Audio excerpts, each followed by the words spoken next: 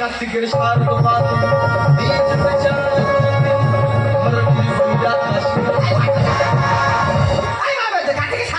বৌদি কেন বলবো না? আগে আশ্বিন মাসে দুর্গা পুজো হতো, এখন কার্তিক মাস হচ্ছে, ওই জন্য বলছি কার্তিকের সারাতে পারে।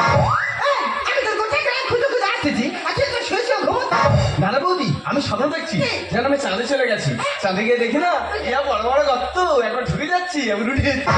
আরে তাতে উঠতে চাঁদে যাবে কে? এই বড় বড় গর্তে ঢুকবি না। কি হয়েছে কে জানে, ওই সে বিয়ারের সামনে দেখবি। তুই তো জানিস তো দাদা 6 মাস খেলার কাজে চলে গেছে। তা ঘরে যে পুরোনো মেশিনটা পড়ে আছে ওইটা একটু নিয়ে নড়াচড়া করা যায়। মেশিন চাচ্ছে সে তো নাড়াচাড়া করবে। সে কথা আইবি তো ঠিকই, তারপরে তুই বাদে তুই কতক্ষণ হ্যান্ডেলটা মারা পাচ্ছিস। কি মারবে? ওই ছেলে না কি মারবে, হ্যান্ডেল মারবে। নাই কোথায় ঘরে যে পুরোনো ধান ভাঙানো মেশিনটা পড়ে আছে ওইটা আজকে ধুয়ে ফুটে নিয়ে গ্রামে বেড়ে চলে যাবে। আমি নিয়ে যাবো কিভাবে? পেছনে হাঁটে তারপর সেখানে চলে গেলি, তারপর লোকের খামারে বসে দিয়ে হ্যান্ডেলটা কেন মারবি দেখেন।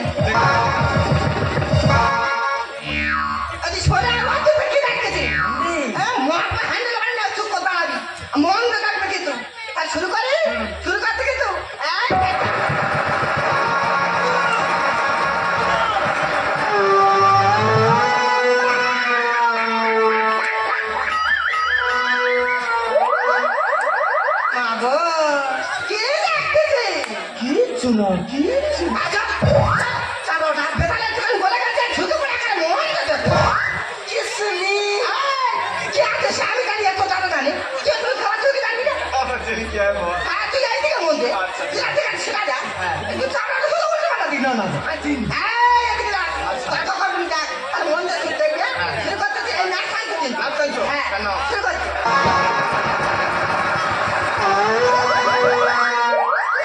মেশিন নতুন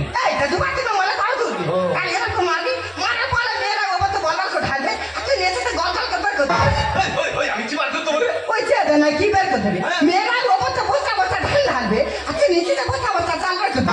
হ্যাঁ বৌদি আমি তো সব কথা শুনি, আগে আমি চার থেকে ঘুরেছি তারপর তো ধান মেশিন আমি পাবো।